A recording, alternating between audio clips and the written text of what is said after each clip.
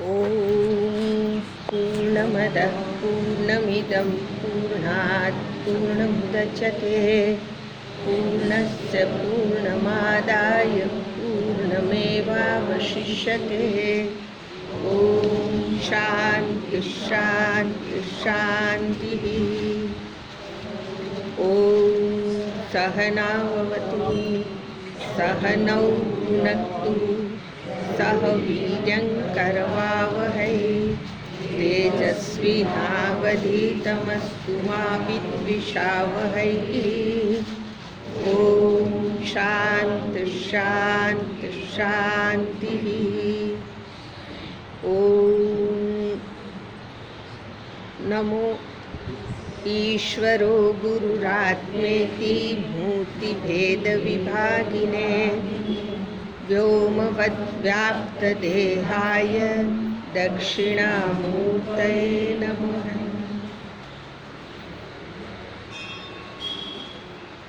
ॐ ईशावास्यमिदं सर्वं यत्किञ्च जगत्याञ्जगत् तेन त्यक्तेन भुञ्जीथाः मा वृतः कस्य स्विद्धनं कुर्वन्नेवेह कर्माणि जिजीविषेत् सततं समाः। एवं त्वयि नान्यथेतोऽस्ति न कर्म लिप्यते नरे असुर्यानाम ते लोकाः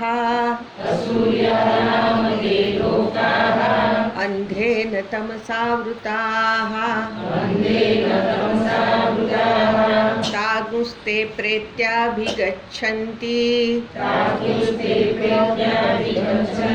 एके चात्महनो जनाः अनेजदेकं मनसो जवीयः नैनद्देवा आप्नुवन् पूर्वमर्षत तद्धावतोऽन्यानत्येति तिष्ठत तस्मिन्नपो मातरिश्वा दधाति तदेजति तन्नेजति तद्दूरे तद्वन्तिके तदन्तरस्य सर्वस्य सर्वस्यास्य बाह्यतः।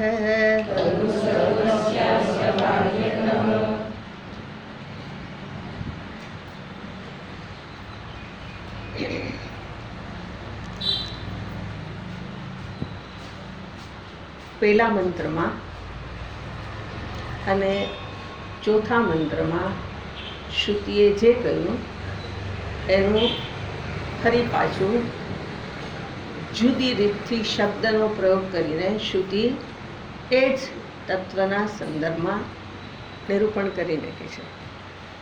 તत् એ જતી તत् ન એ જતી।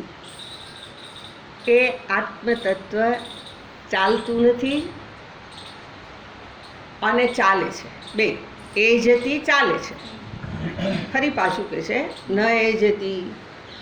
એનો अर्थ भगवान भाष्यकार गईकाले वाक्य वांच्યું હતું। तत् आत्मतत्वम ए आत्मतत्व यत् प्रकृतम जे अहींया विषय छे एने श्रुति एवं कहे छे तत् ए जती चलती। ए चाले छे एमां क्रिया थाय छे। तत् एव च एज फरी पाछू जे चाले छे एने माटे श्रुति एवं कहे छे न ए जती चलन क्रिया करतुं नथी। एनो अर्थ बतावे छे स्वतः न एव चलती। स्वरूपथी ए ચલન ક્રિયા કરતું નથી. કેમ નથી કરતું? તો કે છે સ્વતઃ અચલમ એવ સત. સત સ્વયં અચલ છે, એમાં ક્રિયા જ નથી. બરાબર. અને ચલતી ઇવ ઇત્યર્થ, એને શ્રુતિએ જાણે કે એ ચાલે છે એવું બતાવ્યું છે. એટલે ચલન, કંપન, વિકાર આ બધા શબ્દને આપણે આગળ જોયા, જેમાં એ શબ્દને આધારે અર્થ જોયો હતો કે આ બધી જ જેને ક્રિયા કહીએ છીએ એ કાળમાં હોય. જ્યાં કાળ છે ત્યાં આ પ્રકારે પ્રવૃત્તિ ફેરફાર થતો રહે છે. અને એ ક્યાં થાય છે? તો કે ચેતન તત્વમાં નહીં, પણ જેને નામ અને રૂપ છે એમાં ફેરફાર થાય છે. હવે શ્રુતિએ અહીંયા એવું કીધું છે કે તત એ જ હતી, એ ચાલે છે, તો આપણને તો નામ અને રૂપને એમાં ચલન છે એવું કહીએ છીએ. તો એ નામ અને રૂપ શું છે? તો કે એ પણ એ પરમાત્માની જ અભિવ્યક્તિ છે. નામ અને રૂપ પણ પરમાત્માથી જુદા નથી. અને એટલા માટે આજે ચલન અથવા તો ક્રિયા કહીએ એ આત્મામાં જ થાય છે એવું સમજો. જેવી રીતે આ પંખો, ત્યાં બે અભિવ્યક્તિ છે.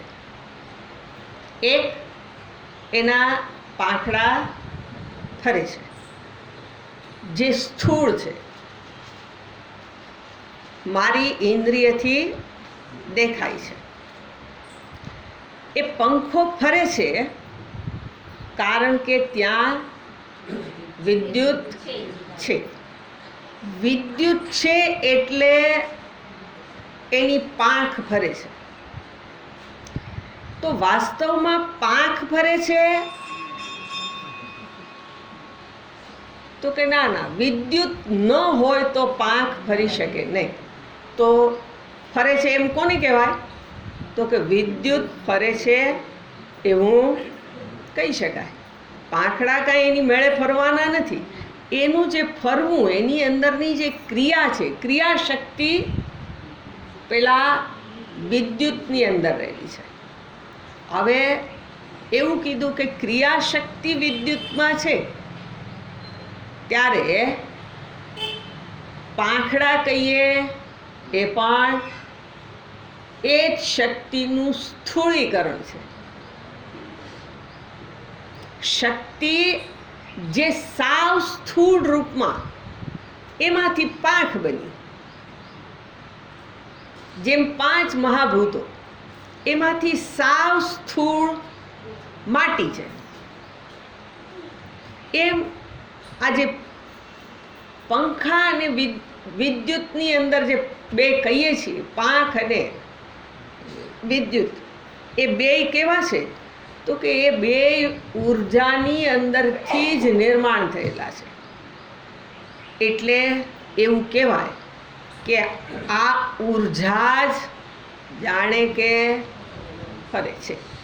હવે એ દ્રષ્ટાંતને આપણે આત્મતત્વના સંદર્ભમાં જોઈએ કે આત્મતત્વ અર્થાત ચૈતન્ય. ચૈતન્ય શું છે? તો કે નામ અને રૂપે અભિવ્યક્ત થયેલું છે. આગળ જોયું છે, આખું જગત છે એને નામ અને રૂપ છે. તો નામ અને રૂપ છે એ ચૈતન્યનું સ્થૂળીકરણ છે, સ્થૂળ રૂપ છે, જે ઇન્દ્રિય ગ્રાહ્ય છે. ના, જો વસ્તુને બરાબર સમજજો, નામ અને રૂપ છે એ ચૈતન્યથી જુદું નથી, એનું જ સ્થૂળ રૂપ છે. એટલે જ્યાં શું કર્યો છે? ચેતન ઉપર અધ્યારોપ કર્યો. અધ્યારોપ કરી અને એ વસ્તુને આપણે બાહ્ય દ્રષ્ટિથી શું કીધું? તો કે આ જગતના જે કંઈ પદાર્થો છે એમાં વિકાર થાય છે, ચલન થાય છે, અથવા તો એ બદલાય છે. હવે વાસ્તવમાં સ્થૂળને જો ન જોઈએ તો જેમ આમાં એવું કીધું, એ વસ્તુ બદલાય છે. એ શું બદલાય છે? તો કે એ જતી તત એ જતી એ આત્મ તત્વ જ જાણે કે ચલન પામે છે. પેલું દ્રષ્ટાંત સમજાઈ જાય પંખાવાળું, તો આ વસ્તુ સમજાવી છે કે એક જ તત્વની અંદરથી એની બીજી અભિવ્યક્તિ, જેને આપણે સ્થૂળ કહીએ છીએ, નામ અને રૂપ. એ નામ અને રૂપ શું છે? તો કે એ જ તત્વની અંદર વિકાર સંભવિત નથી, પણ આપણી પ્રક્રિયાને સમજવા માટે એ જગત આવ્યું ક્યાંથી એવો જવાબ પામવા માટે એ તત્વની અંદર આ વિકાર પરિવર્તન એમાં જ થાય છે. બરાબર? હવે આ જે વિકાર ઇત્યાદિ કહીએ એટલે શું છે? તો કે જેને આપણે જીવ કહીએ છીએ. જીવ, પછી એમાં સાથે આત્મા લગાડ્યું છે, જીવાત્મા. જીવાત્મા એટલે એવી કોઈ સ્થૂળ વસ્તુ નથી, પણ જીવાત્મા એટલે આત્મા જ. પણ એ આત્મા એને શું થઈ ગયું? તો કે એ આત્મા જાણે કે પોતાને જીવ સમજી બેઠો. શિવ જાણે કે જીવ બની ગયો છે. શિવે જાણે કે અભિવ્યક્તિ, એને વ્યક્ત થવાનું મન થયું, તો એ શું થયું? જીવ બની ગયો. જીવ બની ગયો એટલે શિવ તો એક છે, પણ અનેક રૂપ એણે ધારણ કરી લીધા. અનેક ધારણ ન થાય, પણ અનેક ધારણ કર્યા. એટલે એમાં શું થઈ ગયું? તો કે અનેક રૂપ ધારણ કર્યા તો ક્યાંક સુખ છે, ક્યાંક દુઃખ છે. આવું બધું આપણે જગતમાં જોઈએ છીએ. હવે શિવ જ સુખ અને દુઃખને અનુભવવા માંડ્યો. સંભવ નથી. જીવ ભાવ વિના સુખ અને દુઃખનો અનુભવ સંભવિત નથી.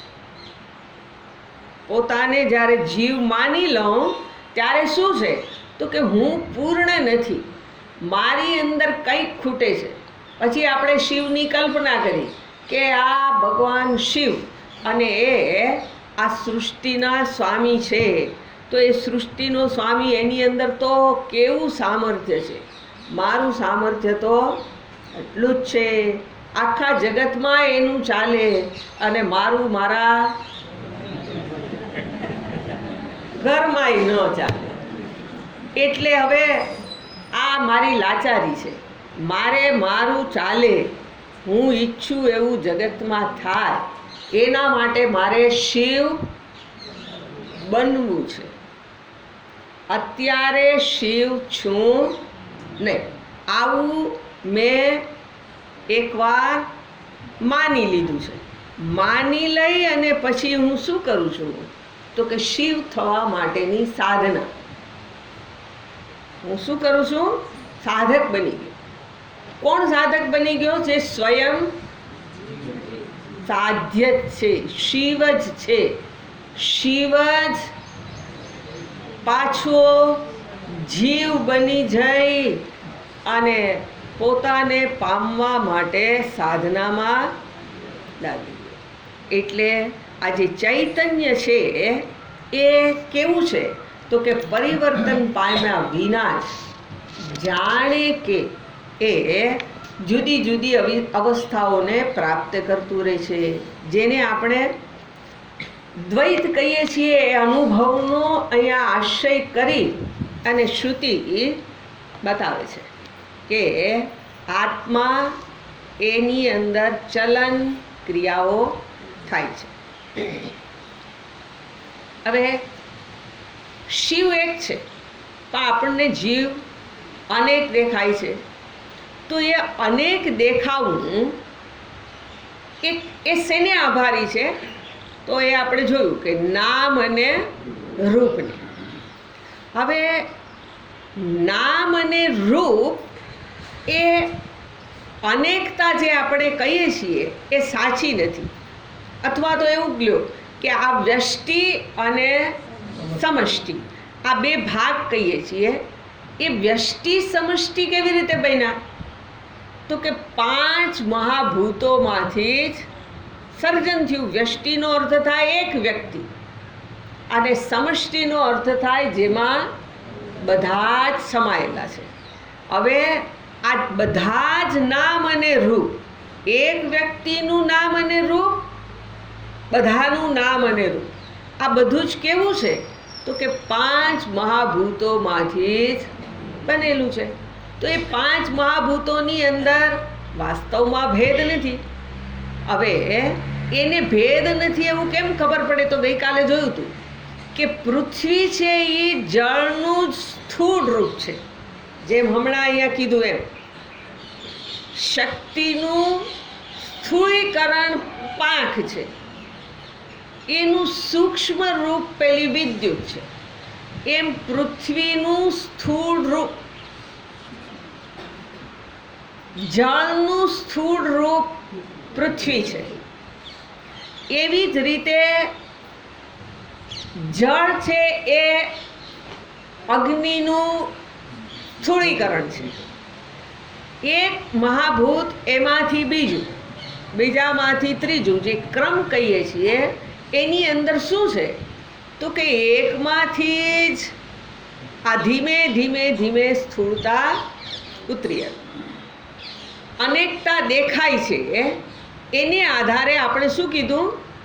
જીવો પણ અનેક છે, અનેક દેખાય છે માટે. હવે જીવ અનેક છે એવું જે કીધું, તો જીવના વિભાગ કરી શકાય એમ નથી. કેમ નહીં થાય? તો કે ચેતનને તમે વિભાજિત કરી શકો. સ્થૂળ હોય એના વિભાગ થાય, એના ટુકડા થાય. આને કણ રૂપે બનાવવું હોય તો આ પદાર્થ કણ રૂપે થઈ શકે. પણ જેને હું ચૈતન્ય કહું છું એ ચૈતન્યની અંદર વિભાગ કરી શકાય નહીં. કેમ? તો કે ચૈતન્ય સૂક્ષ્મ છે, ઇન્દ્રિય મનનો વિષય નથી. હવે જેવી રીતે આપણે એવું કહીએ આકાશ સૂક્ષ્મ છે, એ સૂક્ષ્મ આકાશ એને આપણે શું કર્યું? એના વિભાગ કર્યા. વિભાગ કરીને શું કર્યું? તો કે આ એક સ્થાન એવું રાખ્યું કે જ્યાં આટલા લોકોને બેસી એ પરમાત્માનું ચિંતન કરવું હોય તો થઈ શકે. પેલો એક પરિસર બનાવ્યો, એની અંદર એકને બેસાડ્યા. બીજો એક પરિસર બનાવ્યો, એમાં બીજાને બેસાડ્યા. અહીંયા રૂમની કલ્પના કરી અને અહીંયા શું કર્યું? તો કે રહેઠાણ બનાવ્યું. આ જે વિભાગ કર્યા એ આકાશમાં જ કર્યા. પણ એ વિભાગ કેવી રીતે થયા? વિભાગ થયા વિના. આકાશમાં વિભાગ થઈ શકે નહીં. તો આપણે શું કર્યું? દિવાલો બનાવી. દિવાલ બનાવવાને આધારે આકાશમાં વિભાગ કર્યો. ખેતર એક જ સરખા હોય, પણ આ તારું કર્યું અને આ મારું. જમીનમાં ક્યાંય ભેદ નથી, પણ તારું અને મારું એ શેને આધારે કરી લીધું? તો કે અહીંયા વાડ બનાવી દીધી. એ પછી ઝાડના પેલા વૃક્ષો નાખીને વાડ બનાવી, તાર બાંધીને કરી, દિવાલ કરીને કરી, જે કરી તે. આ જે આકાશની અંદર વિભાગ કર્યા એમ ચેતનમાંય વિભાગ કેવી રીતે થયા? દિવાલો ચણી. આ શું કર્યું? શરીરનું નિર્માણ એ દિવાલ છે. જો શરીર રૂપી દિવાલ ન હોય તો ચૈતન્ય તો એક જ છે. ચૈતન્ય બીજું નથી, એક જ ચૈતન્ય, પણ એની અંદર સમષ્ટિ વ્યષ્ટિના વિભાગ પણ થયા. વિભાગ થયા વિના વિભાગ કરી શકાય એમ છે નહીં, પણ વ્યવહાર અર્થે આપણે શું કરી દીધું? વિભાગ બનાવ્યા. જીવ જાણે કે આ જીવ એટલે જેને એક સંઘાત સાથે તાદાત્મ્ય છે. જીવ કોણ છે? શરીર, ઇન્દ્રિયો, મન, બુદ્ધિ એ સર્વની સાથે એક થઈ ગયો છે. એક થઈ ગયો છે એટલે કે જાણે કે હું આટલો જ છું. જેવી રીતે આકાશે આ સ્થાનની સાથે તાદાત્મ્ય કર્યું, હું આટલું જ છું. પછી શું થઈ ગયું? આકાશ વિભાજિત થઈ ગયું. એવી જ રીતે મેં એવું માની લીધું તો દિવાલ મેં જ બનાવી છે.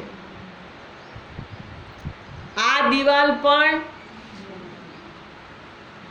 મેં જ બનાવી છે. કેવી રીતે બનાવી? આપણે કહીશું કે મેં ક્યાંથી બનાવી? આ તો કોણે બનાવી છે? ઈશ્વરે. આગળ આવશે.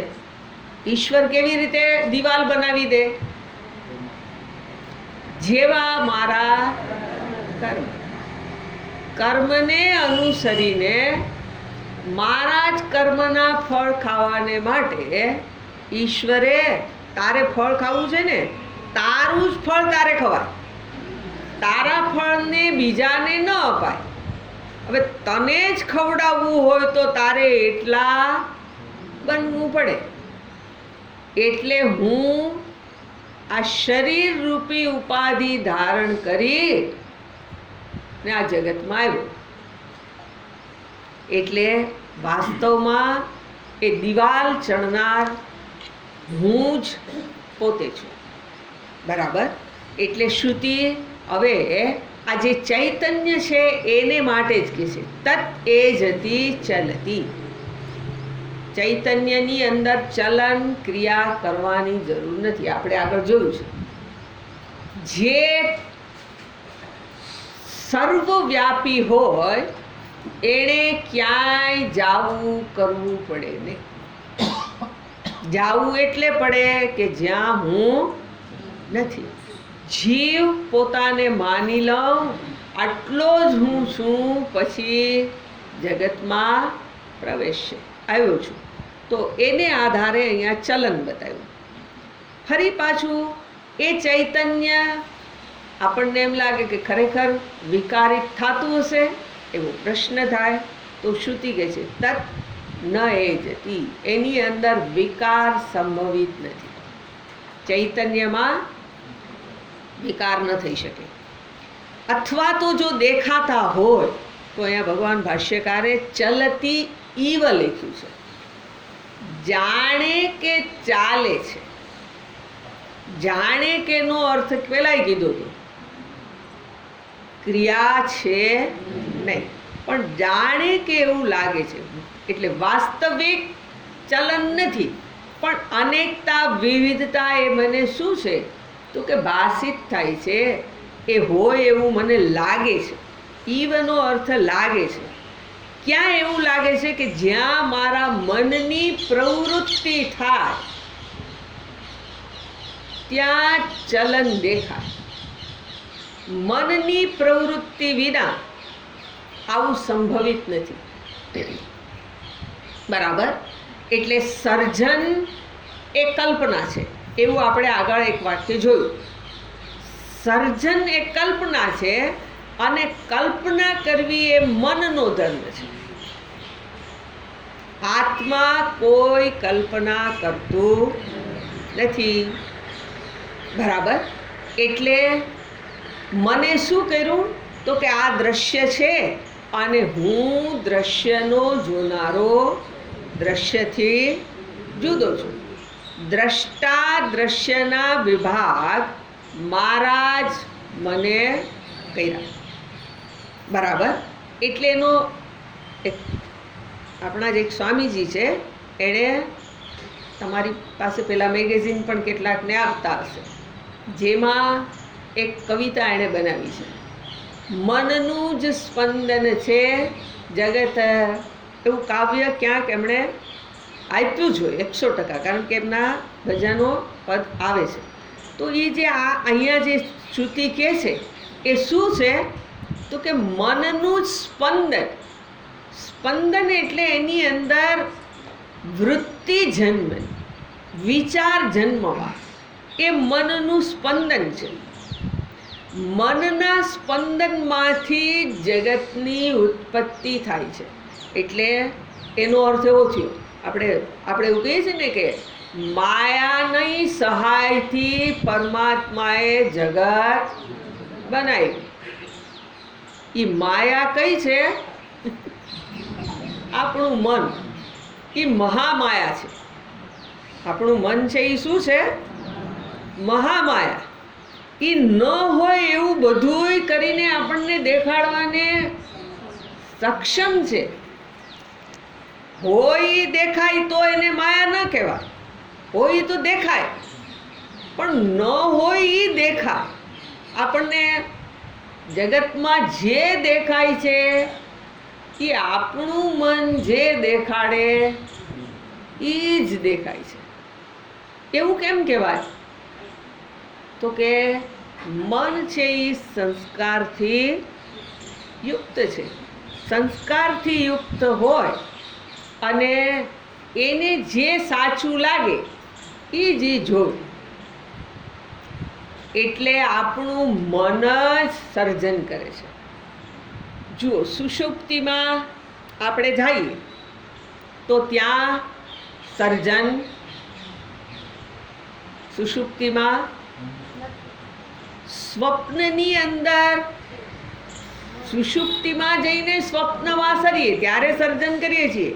એટલે જાગ્રત સ્વપ્ન બે અવસ્થામાં સર્જન છે, કારણ કે ત્યાં મન છે. સુષુપ્તિમાં મન સૂઈ જાય છે. મન છે એ ત્યાંથી ખસી ગયું, એટલે જે સર્જન કહીએ છીએ નથી. જાગ્રતમાં મને બધાની સાથેનું ઐક્ય છે. મન જાગ્રતમાં સર્જન કરી લે છે. એ જ મન પેલા સ્વપ્નની અંદર પણ પોતાની કલ્પનાને આધારે એ આપણને થોડુંક ધ્યાનમાં આવે છે, પણ એને આપણે તો સાચું માનીએ કે આજે મને આવું સપનું આવ્યું હતું. એમાં જો સારું આવ્યું હોય તો વાંધો નથી, પણ જો નબળું સ્વપ્ન આવી ગયું હોય, એમાં કોઈકના મૃત્યુના સમાચાર કે આવી કઈ વાત, તો આપણને શું લાગે? સવારમાં ઉઠીને ભગવાનને હાથ જોડી લે. ઉઠીને એટલે જાગતા જ ભગવાનની દયા એવી છે કે આપણે એને ભૂલી જાય છીએ. એ ઈશ્વરનો અનુગ્રહ છે. જાગ્રતનું બધું આપણે ઘૂંટી ઘૂંટીને પાકું કર્યું હોય ને એ જ યાદ રહે છે. બાકીનું જેને તમે ઘૂંટવાનું બંધ કરી દો ને એ બધું ભૂલાઈ જાય. એને ભૂલવું પડે જ નહીં. આપણે શું કહીએ કે આ બને કાંઈ ભૂલાતું, શું ભૂલાય નહીં? મન જેને દુઃખાકાર વૃત્તિને, સુખાકાર વૃત્તિને મન ફરી ફરી જોવે, ફરી ફરી જેને જોઈએ એ પાકું થઈ જાય. પાકું થઈ જાય એટલે સાચું હોય એવું જ લાગે. અહીંયા તો આ શ્રુતિને આધારે જોવા જઈએ તો મન એ મન જ સાચું નથી, તો પછી એમાં જે વૃત્તિઓ જન્મે એને સત્ય કેમ કહેવાય? એટલે આ મનની અંદરથી જ આખું જગત ઉત્પન્ન થાય છે. એનું દ્રષ્ટાંત આપણે ફરી ફરી જોઈએ છીએ. રજ્જુમાં સાપ, રજ્જુમાં સાપ દેખાય અથવા તો એમાં અનેકતા દેખાય, એ શું સૂચિત કરે છે કે મારા બધાઈને નથી દેખાતું, એ મારા જ મને કલ્પના કરી લીધી ની આ સાપ દેખાયો રજ્જુમાં. એવી રીતે આ જે આત્મ તત્વ એની અંદર હું શું કરું છું તો કે દ્રષ્ટા દ્રશ્યના વિભાગ કરું છું. એટલે આજે દ્રષ્ટા દ્રશ્યના જે વિભાગ કરનારું મન એ જ્યાં નથી રહેતું ત્યાં ચલન નથી, જ્યાં એ છે ત્યાં ચલન થાય છે. હવે એનો અર્થ એવો થઈ ગયો કે મન કલ્પના કરવાનું બંધ કરી દે તો શું થઈ જાય તો કે તો આ ચલન બંધ થઈ જાય, આત્મા અચલ છે એની ખબર પડી જાય. તો કે એવું મન ચલન કરે છે ત્યારે આત્મ તત્વ તો છે જ, એની સન્નિધિ ન હોય તો ચલન કરવાનું સામર્થ્ય પ્રાપ્ત થાય. મન ચલન કરે છે ત્યારે આત્મ તત્વ તો છે જ, પણ આજે આત્મા એને જાણવા માટે આપણને શ્રુતિ અહીંયા એવું કહે છે કે તમારે એ આત્મ તત્વ જ્યાં ચલન થાય છે ત્યાં એ જ છે એને જુઓ,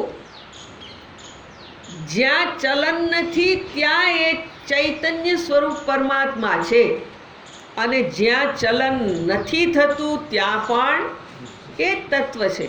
એટલે જ્યાં કોઈ ક્રિયાની જરૂર નથી, આત્મ તત્વને પામવા માટે ક્રિયાની આવશ્યકતા નથી. ક્રિયા રહિત પણ મને એ તત્વનું જ્ઞાન થઈ શકે. ક્યાં ક્રિયા રહિત જ્ઞાન થાય તો કે જ્યાં મારી દ્રષ્ટિ બદલી જાય. હવે દ્રષ્ટિ બદલવી એટલે જ્યાં દ્વૈત મને સાચું લાગે છે ત્યાં એને સત્યતા આપવાને બદલે સત્યતા જો હું સત્યને જ પ્રદાન કરું, નામ અને રૂપને સત્યતા ન પ્રદાન કરું તો શું થશે તો કે તો જે મને ખબર પડી ગઈ કે સંસાર મિથ્યા છે. જો શબ્દનો પ્રયોગ કરીને એવું ન સમજવું મિથ્યામાં વ્યવહાર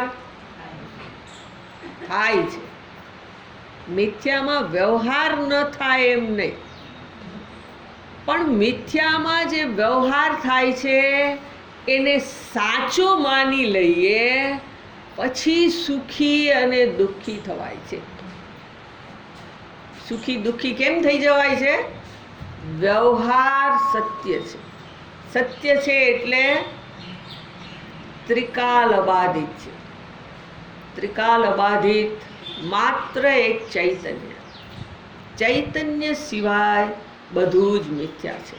એટલે આત્મજ્ઞાન માટે આટલી દ્રષ્ટિને જ બદલવાની છે. શું દ્રષ્ટિને બદલી દેવાની છે તો કે દ્વૈત જગત છે એ મિથ્યા છે. મિથ્યા છે એટલે પેલા નહોતું પછી રહેશે નહીં. વર્તમાનમાં છે, કેમ છે? એનું છેપણું કોને આભારી છે? ચૈતન્યને. ચૈતન્ય છે માટે આપણે એવું કહી શકીએ કે આ દ્વૈત જગત છે, પણ એ સત્ય નથી. આટલું સમજી જાય, ત્રણેય કાળમાં રહેનાર નથી, તો એની પાછળ આપણી જિંદગી આખી જે ખર્ચી નાખીએ છીએ. દ્વૈત જગત સાચું છે એવું માની લઈએ પછી શું કરીએ તો કે બધું સાચવવાનો પ્રયત્ન કરીએ. બધું એટલે શું? વ્યવહાર જે કાંઈ કહીએ એ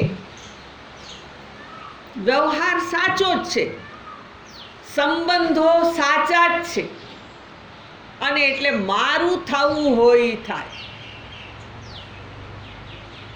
સંબંધને પેલા મારું એટલે હું ચૈતન્ય સ્વરૂપ, એને જાણું કે ન જાણું એની કાંઈ બહુ આવશ્યકતા નથી. ન જણાય તો શું, મારા વ્યવહાર બરાબર નભી જાય. આ જગતમાં આવીને હાવ હાચું કરવા જેવું શું છે? વ્યવહારો બધા સારામાં સારી રીતે કરી શકે. પોતાના સ્વરૂપને જાણ્યા વિના આ જગત, એના પાછળ જ આપણે એમાં કૂચે મરી જવાનું. એટલે એને સત્યતા આપીએ છીએ, એ આપણી સમસ્યા છે. આ જગત સમસ્યા નથી. એ આપણું શું બગાડી દે? કોઈ કાંઈ નથી બગાડતું. જે કાંઈ આપણા મનમાં ખોટું લાગે છે ને, એ પણ આપણા મનની જ કલ્પના છે. એની કલ્પના હોય તો એ ઉજવે, જોવા જેવું છે.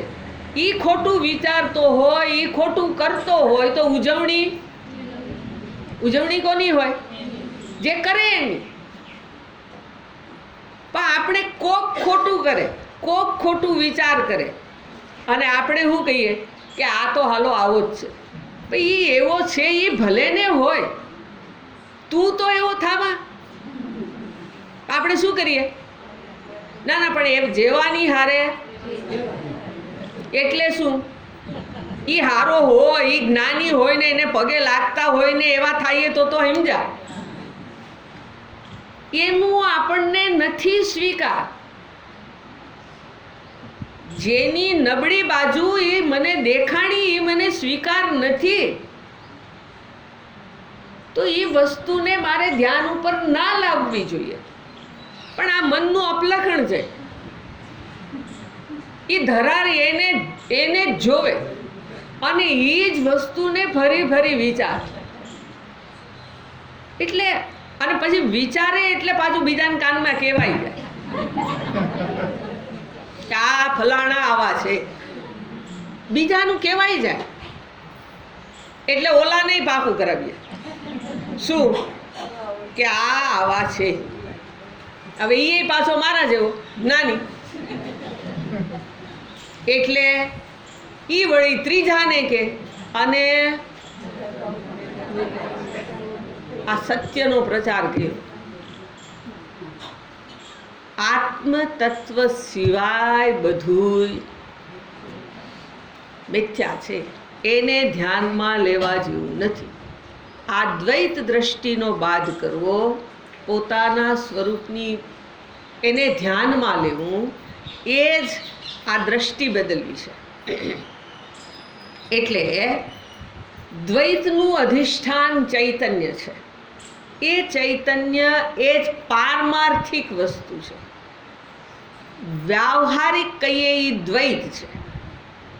પારમાર્થિક શું છે? તો કે ચૈતન્ય સ્વરૂપ ઓમ એ પારમાર્થિક છે. પરમ અર્થ, પારમાર્થિકનો અર્થ શું થશે? પરમ અર્થ. પરમ એટલે ઉત્કૃષ્ટ.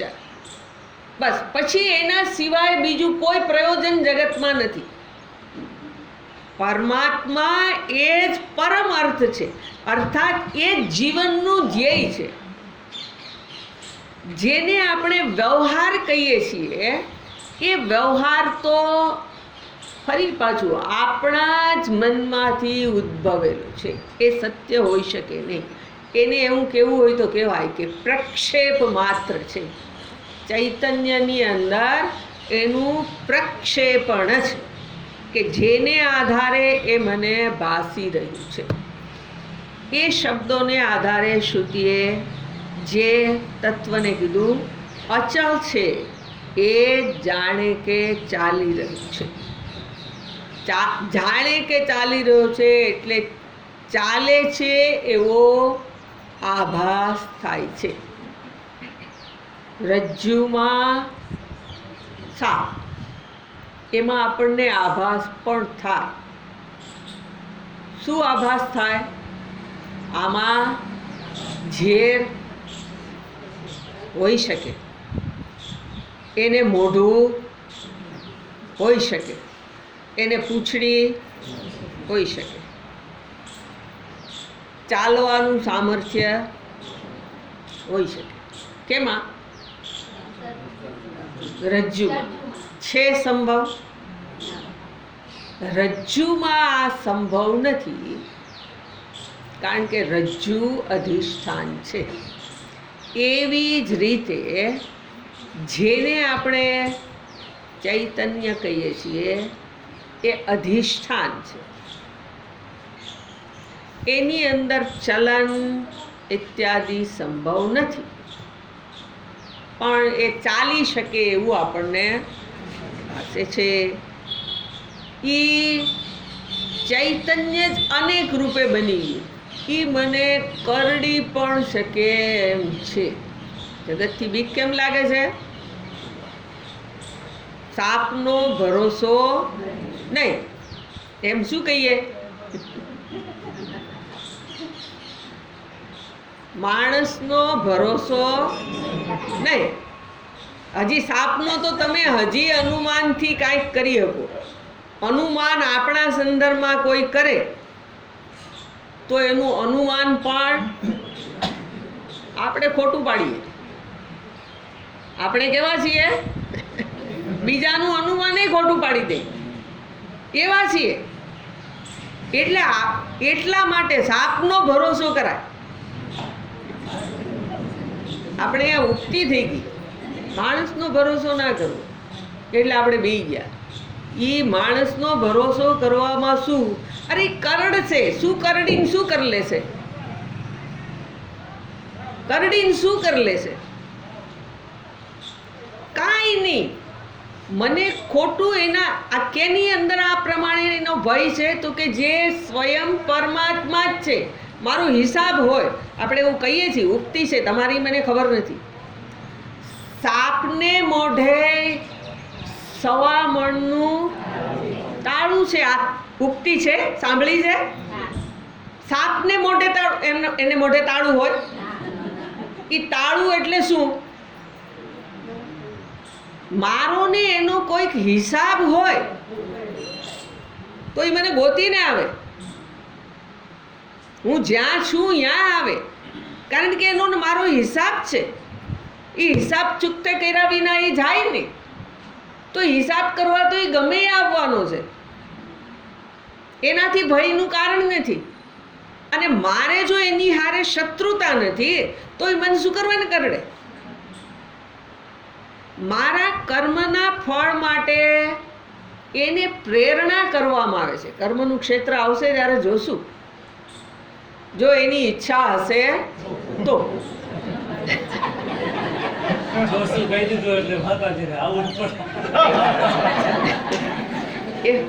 એવું તો ખબર નથી.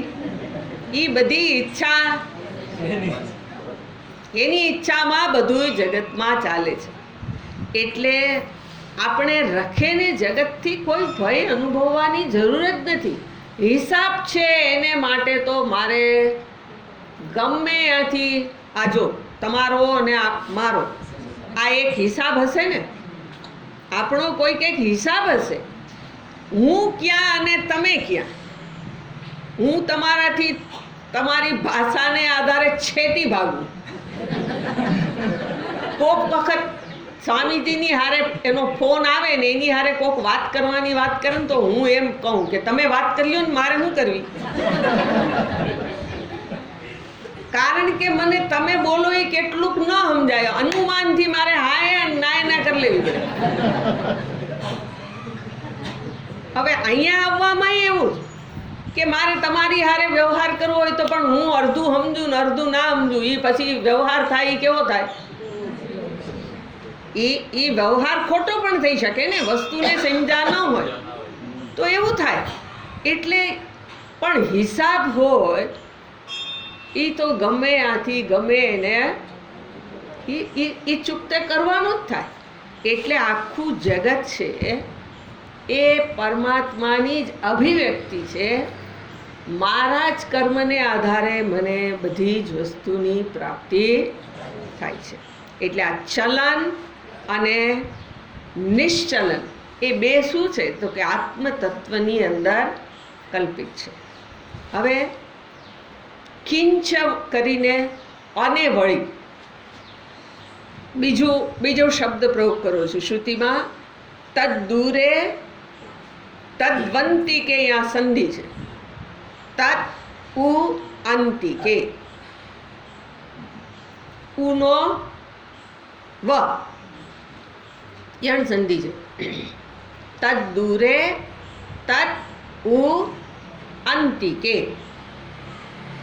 એ આત્મતત્વ કેવું છે? તો કે દૂરથી દૂર. આને નજીકમાં નજીક છે. ફરી પાછા બે વિરોધી જ શબ્દ છે. જેમ પેલું કીધું એજતી અનએજતી, એમ દૂરે અંતિકે. એને ભાષ્યકાર બતાવે શું કહે છે જુઓ. કિંચ તદ્દૂરે વર્ષકોટિશતૈઃ અપી અવિદુષામ અપ્રાપ્યત્વાत् દૂરઃ ઇવ તદ્ અંતિકે ઇતિ છેદઃ તદ્ અંતિકે સમીપે અત્યંતમ એવ વિદુષામ આત્મત્વાत् ન કેવલમ દૂરે અંતિકે ચ. શું કહે છે? કિંચ અને વળી તદ દૂરે, તે દૂર છે. હવે દૂર શબ્દને સમજાવવા માટે શું કહે છે? દૂર હોય તો ત્યાં પહોંચવામાં સમય લાગે. આત્મતત્વ દૂર હોય તો શું થાય? પહોંચવામાં સમય લાગે. જેવી રીતે આપણા ઘરથી આ વાવનું મંદિર છે એ નજીક છે, પણ મુલુન કેવું હે ચાપડ, કાલે જોયું એ ચાપડ થોડું દૂર છે આની સાપેક્ષમાં. ચાંપડ સાંપડ સાંપડ છે, સાંપડ સાંપડ ઈ આ વાવના મંદિર કરતા દૂર છે. પણ શ્રીનાથજીનું મંદિર દૂરે. કેટલું દૂર છે? તો કે આના કરતા તો કેટલું દૂર. હવે આ દૂર, પણ હવે પછી એમાં બીજો વધારાનો શબ્દ પ્રયોગ કર્યો કે દૂર એટલે કેટલું દૂર છે? તો કે વર્ષ કોટી શતૈઃ અપી, સેંકડો વર્ષો. વર્ષ કોટી, કોટી એટલે કરોડ, અને શતૈઃ એટલે સેંકડો. કરોડો સેંકડો વર્ષ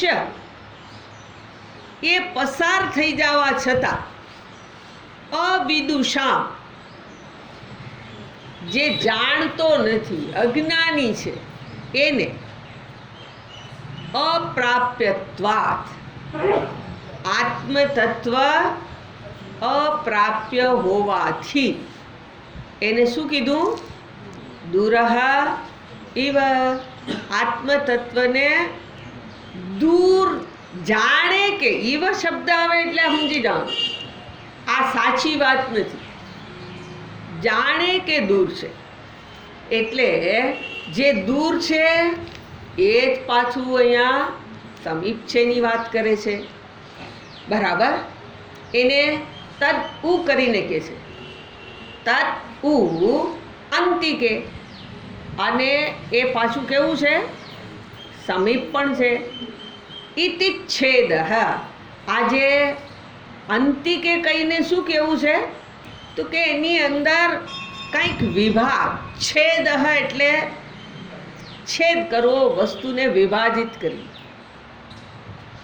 એ છેદ હવે એને એ વિભાજિત કરીને શું બતાવે છે તો કે તદ અંતિકે સમીપે. શ્રુતિના શબ્દનો અર્થ થાય અંતિકે, સમીપમાં છે. બરાબર. કેટલું સમીપ છે તો કે અત્યંતમ એવ, અત્યંત એમ. જે વસ્તુ નજીક હોય એમાં જે નજીકમાં નજીક છે એમ. અત્યંતમ એવ, અત્યંત નજીક છે એવું કહેવા માટે અહીંયા શબ્દ પ્રયોગ કરો. વિદુષામ આત્મત્વાત, જાણનારના આત્મરૂપે હોવાથી. એને નજીકમાં નજીક કેમ કહેવાશે તો કે જે જાણનાર છે તત્વને એના આત્મરૂપે જ હોવાથી. ન કેવલમ દૂરે અંતિકે છે, એને માત્ર દૂરે ન કહેવાય, એને માત્ર નજીક પણ ન કહેવાય. કોને ન કહેવાય દૂર નજીક? ચૈતન્ય. એને સમજાવવા માટે અહીંયા ફરી પાછું આપણને એવું કહેવા જાય છે કે આ દૂર અને નજીકની એ પણ આપણી કલ્પના છે. કેના સંદર્ભમાં તો કે ચૈતન્યને આધારે. એમાં જે કોટી શતૈહી અપી એવું જે શબ્દ પ્રયોગ કર્યો છે કાળ છે, કાળની કલ્પના છે, દેશની કલ્પના છે, દેશ કલ્પિત છે. આગળ જે જોયું એ દેશની સીમાને આધારે બતાવ્યું કે દેશને આધારે આત્મતત્વના સંદર્ભમાં એવું કહેવાય કે એ જતી ન એ જતી. કાળને આધારે અહીંયા કેવું હોય તો કાળ એ પણ કલ્પિત હોય ને એ ચૈતન્યનું એ પણ અધિષ્ઠાન છે. કલ્પિતનો અર્થ મન વડે જ હોય. ચૈતન્ય તો મનનું પણ અધિષ્ઠાન છે. બરાબર. એટલે હવે આ કેના જેવું કહેવાય તો કે આ મારી આદત છે,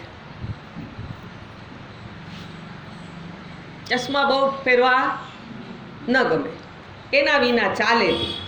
એટલે કામ કરતાં કરતાં ન ગમે તો ઉપર ચડાવી દો, બીજે મૂકી દઈને પાછા લેવા જવા પડે કે ક્યાં મૂક્યા. એટલે એ ગોતવા ન જવા પડે, અહીં ચડાવી દો. ચડાવી અને પછી ચશ્મા ક્યાં ગયા પછી પાછી એની આ એક જ જોડી નથી, કારણ કે આ મારી આંખો છે, આના વિના મારે ચાલે નહીં. એટલે મેં 3-4 જોડી ચશ્મા રાખ્યા છે. એક ન હોય તો પાછું બીજું જોઈએ. એક ક્યાંક મૂકી દીધું, એ જલ્દી ના મળે તો આની હારે જ કામ કરું. એટલે ઓલા બીજા હાથમાં આવે એને પાછા પહેરું. પહેરવા જાઉં ત્યારે અહીંયા દાંડલી બે ભેગી થાય ત્યારે ખબર પડે. શું ખબર પડે? એટલે પછી હવે બીજા મૂકી દેવાના અને આને પહેરવાના. એ શું કર્યું મેં? અજ્ઞાનને કારણે ચશ્મા મેં પહેરેલા જ હતા અને એને હું બીજે ગોત્યા. પણ પછી કીધું કે હવે આપણે આમાં સમય નથી કાઢવો, હાથમાં છે એને પહેરી લો.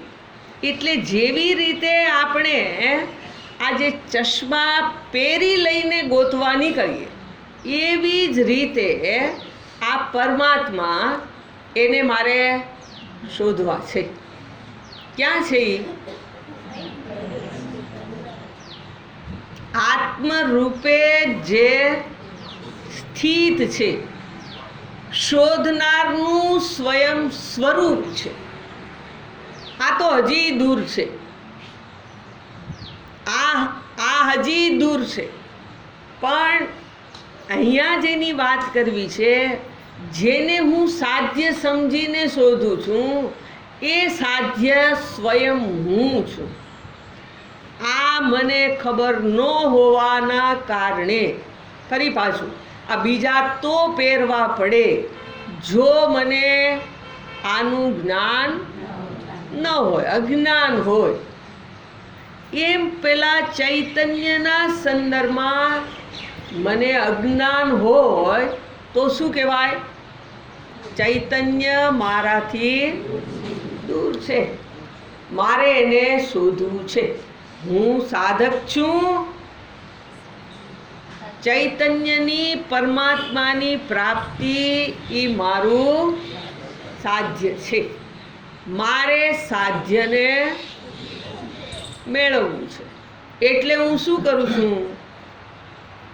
તો કે શીર્ષાસન, ઊંધે માથે. સાધના આપણે કરીએ તો કેવી? જેવી તેવી થોડી કરાય. આપણી સાધના, એટલે હું સાધના કરું છું. પણ આવી છે પેલા તત્વબોધની અંદર 10મા છોકરાની વાત આવતી. ભણ્યા હોય ને ખબર હોય કે 10મો ખોવાઈ ગયો. વાર્તા ન ખબર હોય એને માટે. કેટલાને ખબર નથી? 10માની વાર્તા કેટલાને ખબર નથી? જરાક એમને વટથી કીધું, એકે તો કીધું, બધાને ખબર છે. જો ખબર ન હોય તો જ કહું, તો એ વાર્તા સમજવા માટે છે, દ્રષ્ટાંત છે, એટલા માટે. 10 છોકરા જંગલમાં ફરવા નીકળ્યા. જંગલમાં ગયા ને વરસાદ વરસ્યો. વરસાદ વરસ્યો, નદીમાં આવ્યું પૂર. એટલે હવે એ પૂરમાં આ કાંઠેથી ઓલે બાજુ ગયા. એ કાંઠે તો ગયા, પછી એણે જઈને 10 જણાની ટોળી નીકળી હતી. એણે ગણતરી કરી, 1 2 3 4 5 6 7 8 8 9, પછી રોકાઈ ગયું. પેલા એક ખોવાઈ ગયો. કોણ ખોવાઈ ગયો આમાં? એ ખબર નહીં. કોણ ખોવાઈ ગયો એ ખબર નહીં. તો કે હાલો બધાએ ગોતીએ. બધાએ 10માને ગોતવાની શરૂઆત કરી. કોક ઝાડવે ચડ્યો, કોક નદીમાં જોઈ આવ્યો આડો અવળો થઈને, રાડા રાડી કરી, અવાજ કર્યા. પણ અવાજ કોને કરે? જો એ તું ક્યાં છો એમ નામ વિના. કારણ કોણ ખોવાણો એ ક્યાં ખબર છે? એટલે એમ કરતા કરતા ક્યાંયથી પેલો 10મો ના મળ્યો. એટલે હવે બિચારા નિમાણા થઈ ગયા કે આપણે ઘરે જાવું તો ઘરના જવાબ શું દેવું? તમે જ ખાલી હોય આવ્યા ઓલાને લીધા વિના, પણ કોને લીધા વિના એ ખબર નહીં. નિમાણા થઈને બેઠા. ત્યાં કોઈક ડાપણ માણસનેથી નીકળ્યા, પસાર થયા કે આ છોકરાઓ કાંઈ છોકરાઓ. એટલે એને પૂછ્યું કે તમે કેમ આમ બેઠા છો? એટલે પેલા એ કીધું કે ભાઈ અમે 10 જણા ફરવા નીકળ્યા, 10મો ખોવાઈ ગયો. પેલા એ આમ જોયું ને એને ખબર પડી ગઈ. એ કે તમે એક કામ કરો, 10 આમ લાઈનમાં ઊભી જાઓ બધા. પછી એને કીધું કે એક જણ બોલો, 1 2 3 એમ કરતા કરતા છેલ્લાનો વારો આવ્યો. એને 10માની પ્રાપ્તિ થઈ. 10મો ખોવાઈ ગયો તો મળી ગયો. કેમ ખબર પડી? જાણીને. 10મો ખોવાઈ ગયો નહોતો, 10મો હું છું એ ભૂલાઈ ગયું. બીજો નતો ખોવાઈ ગયો. ખોવાઈ ગયો એ પોતાની જ ગણતરી નતો કરતો. ઓલો લીડર હતો ને, એ 9ની ગણતરી કરે, પોતાને જ ભૂલી ગયો હતો.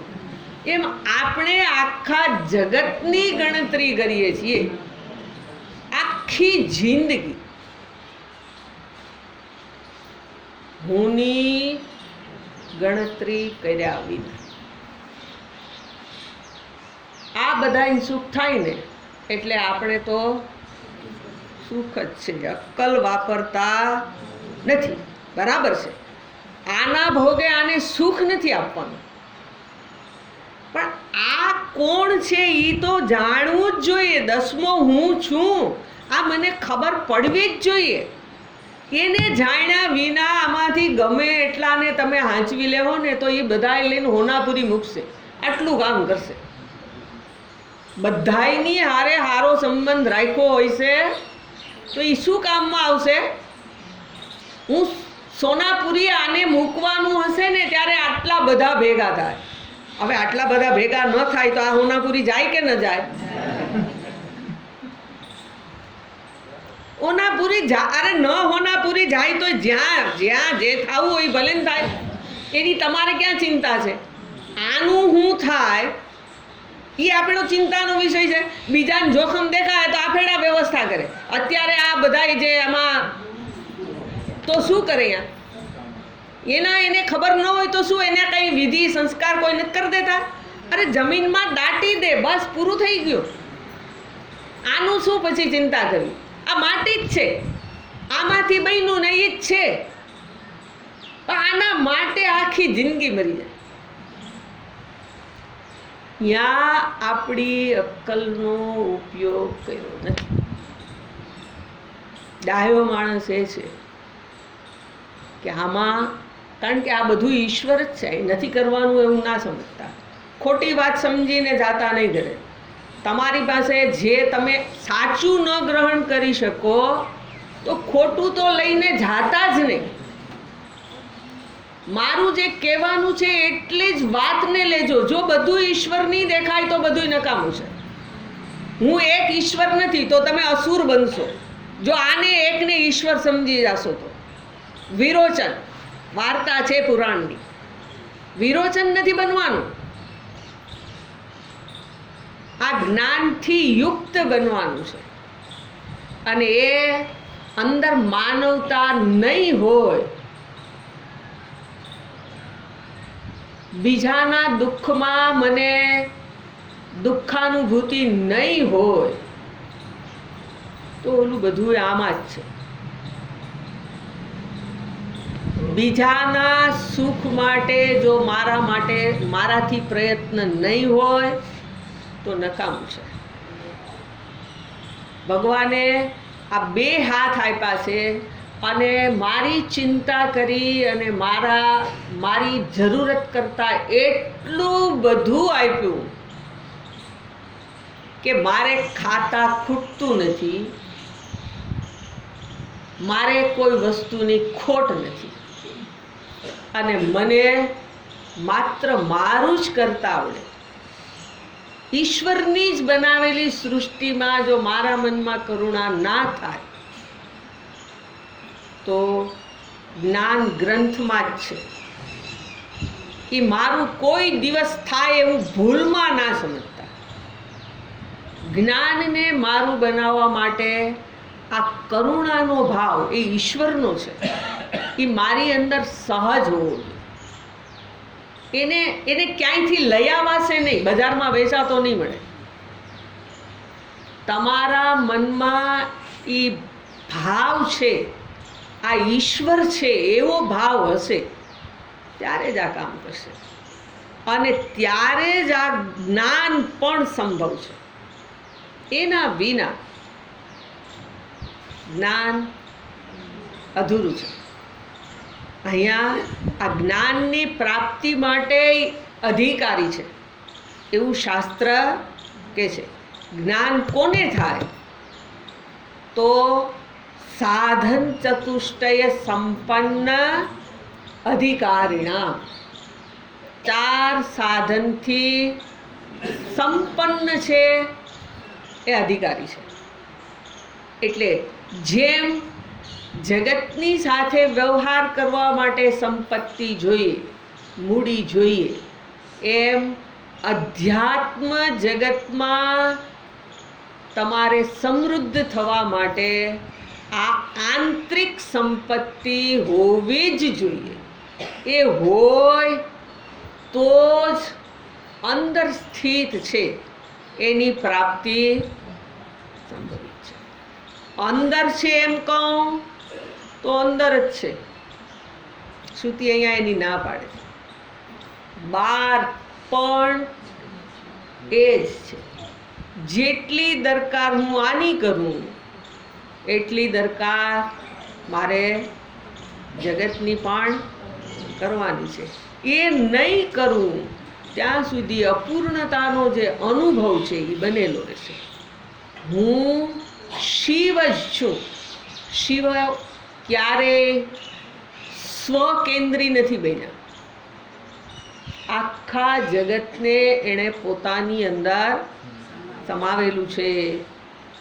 કેવી રીતે સમાવેલું છે? પોતાનાથી અભિન્ન છે એમ જગત પણ આખું મારી અંદર સમાઈ જવું જોઈએ. આનું નામ જ્ઞાન છે. આનું નામ પૂર્ણતા છે. એટલે પૂર્ણતાની પ્રાપ્તિ માટે એને માટે આપણે એને શોધીએ છીએ. કેના જેવું છે? તો એક સરસ કબીરજીનું છે કે કોની સાખી છે. લહર ઢૂંઢે લહેરી કો કપડા ઢૂંઢે સૂત. लहर ढूंढे लहरी को कपड़ा ढूंढे सूत जीव ढूंढे ब्रह्म को तीनों ऊत के ऊत. ત્રણેય ત્યાંના ત્યાં જ રહે. હું ભગવાનને શોધું છું.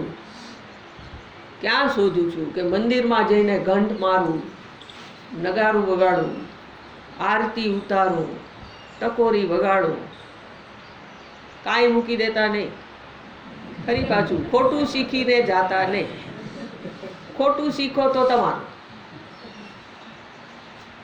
પણ આ પરમાત્માની પ્રાપ્તિનો ઉપાય નથી. પરમાત્મા અહીંયા છે એમ જગતમાં સર્વત્ર છે. આ મને દેખાવવું જ જોઈએ.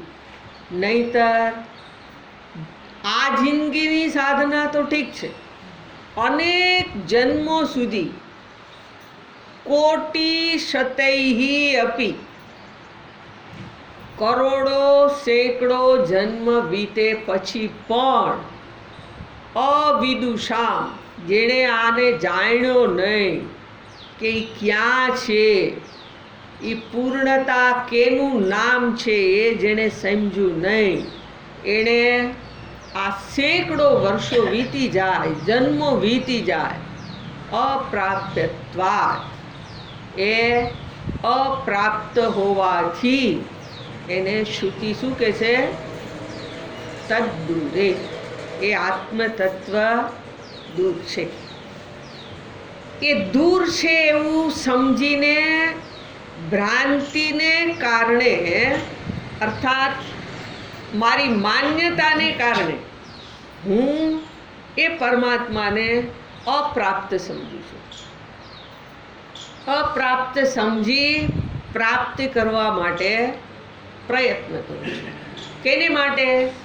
આ દ્રષ્ટાંત ભૂલવાનું નહીં. ચશ્મા પહેરીને જ મારા મનમાં ચશ્મા વિસરાઈ જાય, પછી હું એને આખા ઘરમાં શોધું, ક્યાંયથી ન મળે. પણ અચાનક મળે એ મારા ત્યારે શું કહેવાય? પુણ્ય છે.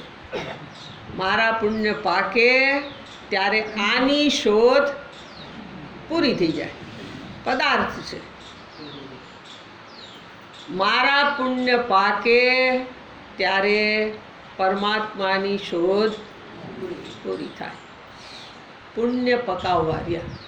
પુણ્ય પકાવવા શું કરવાનું? તો શાસ્ત્રએ જે ઉપાય કીધા હોય એ બધા, જે ઉપાય કરો એ કરો, પણ એ પુણ્ય છે એ ભૂલતા નહીં. એનાથી પરમાત્મા મળે એમ ન સમજતા. ભગવાને ગીતાજીમાં કીધું છે કે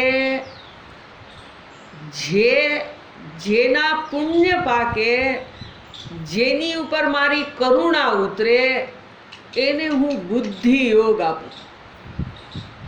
બુદ્ધિ યોગ આપું એટલે દદામી બુદ્ધિ યોગમ તમ તેન ઉપયાંતિ તે મામ, એના વડે એ મને પ્રાપ્ત કરે. શું આપે પરમાત્મા? બુદ્ધિ. એટલે એનો અર્થ એવો છે, બુદ્ધિ છે કે નથી? છે તો ખરી, પણ એને જ્યાં જેવી રીતે વાપરવી જોઈએ એમ એનો ઉપયોગ નથી. એનો જે રીતે ઉપયોગ થવો જોઈએ એ રીતે જો એનો ઉપયોગ થાય તો પરમાત્માની પ્રાપ્તિ થાય. એટલે આ અજ્ઞાન જેને કહીએ છીએ ને એ અનાદિકાળથી છે. અજ્ઞાન કેવું છે? અનાદિકાળથી. અનાદિકાળથી હું અજ્ઞાની જ છું, અને એ અજ્ઞાની ફરી પાછો અજ્ઞાની બનીને જ પ્રવૃત્તિ કરું છું. અજ્ઞાની બનીને પ્રવૃત્તિ કરું તો શું થાય? તો કે જે અજ્ઞાન રૂપી જે વૃક્ષ છે એ ઉપરથી મોટું મોટું ઘટાટોપ થાય, અને એના મૂળિયા હોય એ જમીનની અંદર પ્રસરે, ઝાડને વધારે ને વધારે મજબૂત બનાવે. એ ઝાડ ફરી પાછું એના મૂળિયા મજબૂત થઈ ગયા પછી તમે એને ઉપરથી કાપો, પાછું ઘટાટો. કેમ એમ થાય છે? એના મૂળ નથી કાપ્યા. મૂળ સાબદા છે. મૂળ અહીંયા પરમાત્મા દૂર છે, એનું મૂળ શું છે? અજ્ઞાન.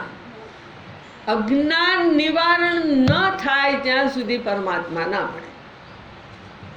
એટલે અજ્ઞાનને દૂર કરવા માટે જે કરવું જોઈએ એ કરવું જોઈએ. પણ આપણને તો એવી ફુરસદ નથી. અજ્ઞાનને દૂર કરવાની આપણને ફુરસદ નથી. આપણે જે ભેગું કર્યું હોય ને એ શબ્દ રૂપ છે. પરમાત્માનું દર્શન કેમ નથી? તો આપણને આ ખબર જ હોવી જોઈએ કે તમે કાંઈ આ નથી એવું નથી. કોઈ અહીંયા ભજન ગાવ છો એ બધાય સ્વરૂપના અનુસંધાન કરનારા શબ્દો છે. ગુરુની સ્તુતિ કરો છો, પણ ગુરુ શું કહે છે એને જીવન બનાવવું પડે. ખાલી એના વખાણ કરેલી, એને હાથ જોડી દઈને એની પૂજા કરેલી તો આ ના મળે. આ મેળવવા માટે એ શું કહે છે એ મારું જીવન બનવું જોઈએ. અજ્ઞાન નિવારણ કરવું એટલે કાંઈ નથી, ખાલી આટલું જ. મેં આ દ્રષ્ટાંત આપ્યું, તમને સમજાય એવી વાત છે. મારી પાસે હોય પદાર્થ અને મને એની પ્રાપ્તિ ન થાય. આપણે કોઈ વ્યક્તિને નામથી ઓળખતા હોઈએ પણ જો એ ઓળખતા જ ન હોય, એના જેવું આ છે. કોક ઓળખાણ કરાવે, જે એને ઓળખતો હોય એ ઓળખાણ કરાવે તો મને એની ખબર પડે.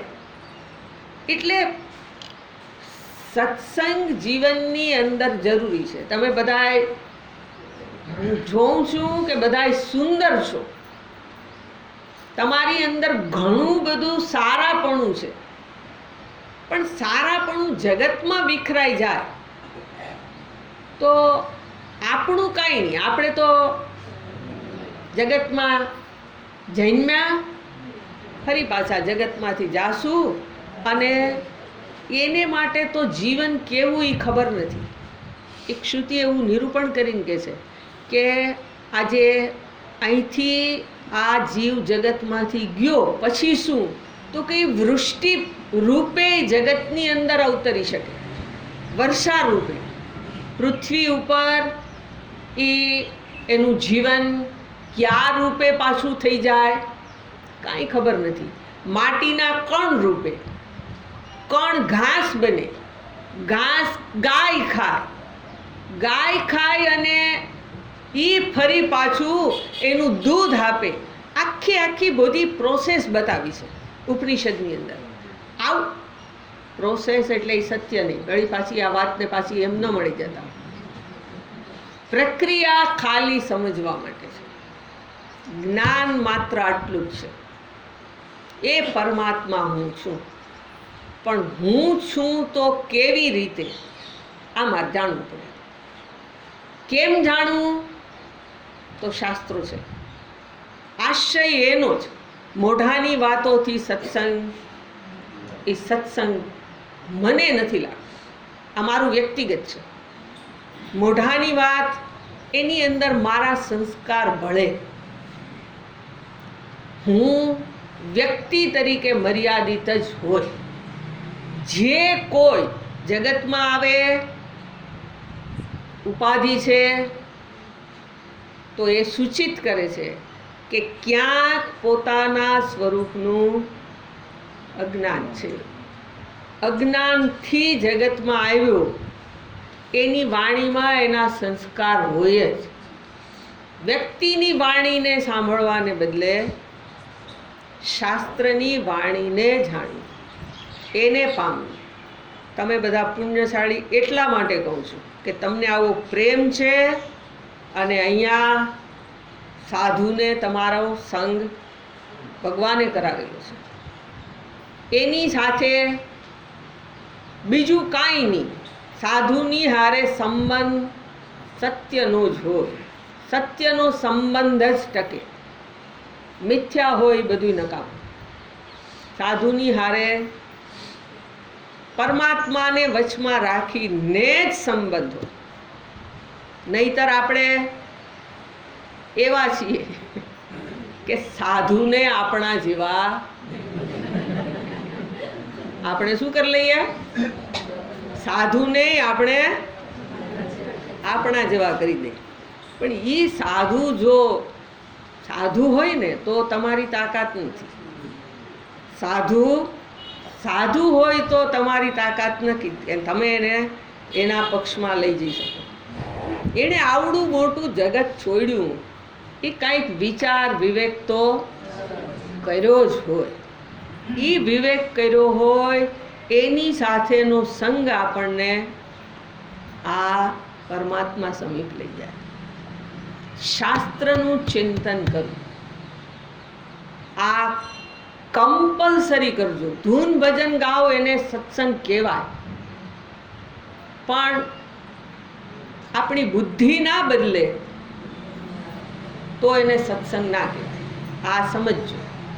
કરો છો તમારા મેળાવડાની વાતો, મેં એક મેળાવડો કર્યો છે એટલે મને ખબર છે.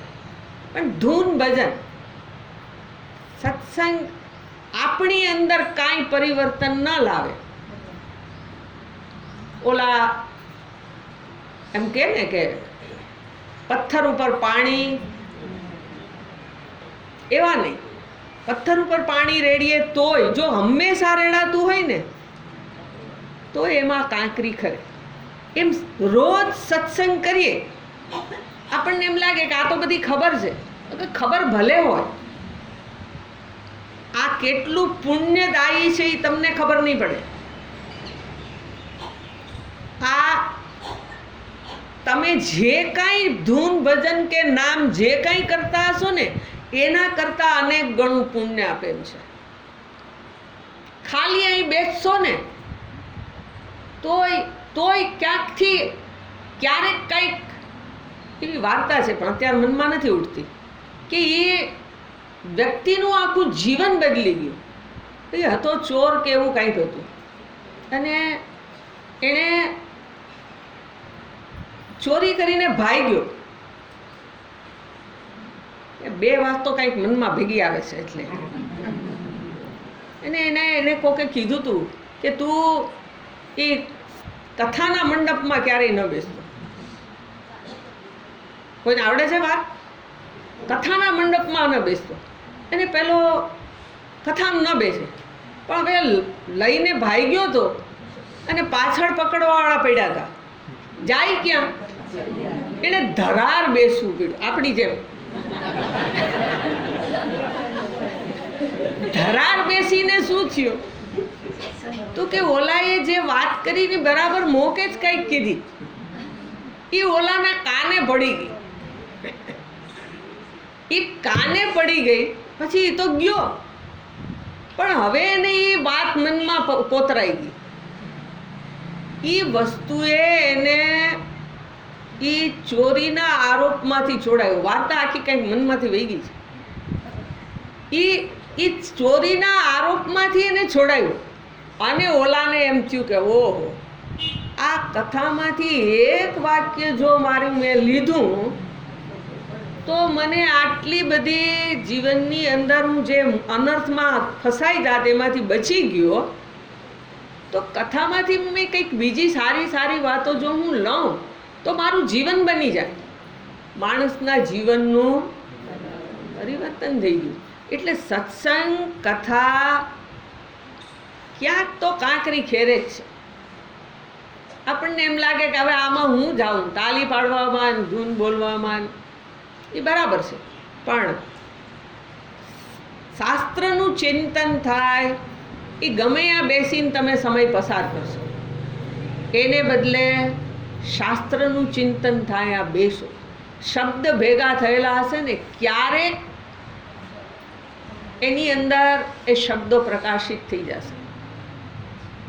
પણ સાંભળ્યું જ ન હોય તો પ્રકાશિત શું થશે? એટલે સત્સંગની આ મહત્તા છે કે જે વ્યક્તિને પોતાના સ્વરૂપનું જે અજ્ઞાન છે એને દૂર કરવામાં સહાય કરે છે. પરમાત્મા કેવા છે?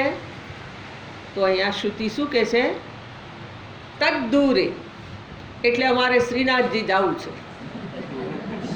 શ્રીનાથજી જાશું, અમને શ્રીનાથજી દર્શન દેશે કે નહીં એ ખબર નથી. દર્શન દેશે. જો અહીંયા વિરાજિત છે એ પ્રકાશિત થઈ જાય તો અહીંયા પ્રકાશ, અહીંથી જ પ્રકાશ ત્યાં જાય છે. તમે પૂજા સ્વામીજીએ કરાવી છે કે નહીં મને ખબર નહીં. એની અંદર આપણે પરમાત્માનું આવાહન કરીએ. જો આવાહન કરીએ શું છે? ત્યાં છે નહીં, ત્યાં તો તમારી પાસે કોઈક આધાર છે, કોઈક મૂર્તિ છે, કંઈક પણ તમે લીધું છે, એની અંદર એનું આવાહન કરો. આવાહન કરીને પછી એને ક્યાંથી કાઢો? આવાહન કરો એટલે ક્યાંથી લઈ આવો? એ તમે જોયું છે? અહીંથી પરમાત્મા સામે આવીને બેસો. શું કરવાનું જોજો. હજી આ સિમ્બોલિક છે. અહીંયા છે નિરાકાર છે, ચૈતન્ય સ્વરૂપ છે. એની પૂજા મારાથી નહીં થાય. મારે એને પુષ્પ, પત્ર, અબીલ, ગલાલ, કંકુ, ચોખા કાંઈ ચડાવવું હોય તો અહીંયા ન ચડાવાય. એને હું એમ કહું કે તમે થોડીક વાર અહીંયા બેસો,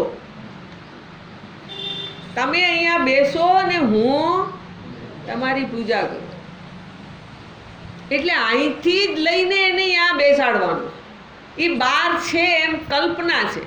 બહાર છે તો હમણાં બતાવે જ છે શ્રુતિ કે નજીક બારે ઈ જ છે, અંદર ઈ જ છે, બહાર ઈ છે. પણ એનું પૂજન કરવા માટે અહીંથી જ આવાહન કરી અહીંયા બેસાડું અને હું એની પૂજા કરું છું. એટલે આ બધું એવું જ છે.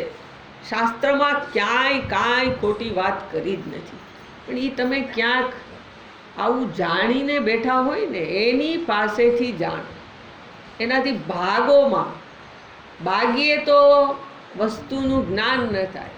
જ્ઞાન માટે એનો સંગ કરવો પડે. એટલે શ્રુતિ કહે છે તત દૂરે, તત ઉ અંતિકે. એ સમીપમાં સમીપ છે. હવે અંતિકેને આપણે સમીપમાં સમીપ સાંજે જોશું.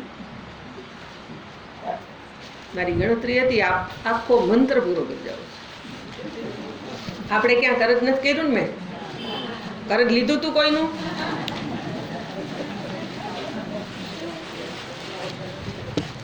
ઓમ પૂર્ણમદ પૂર્ણમિદં પૂર્ણાત પૂર્ણમુદચ્યતે पूर्णस्य पूर्णमादाय पूर्णमेवावशिष्यते। ॐ शान्ति शान्ति शान्तिः।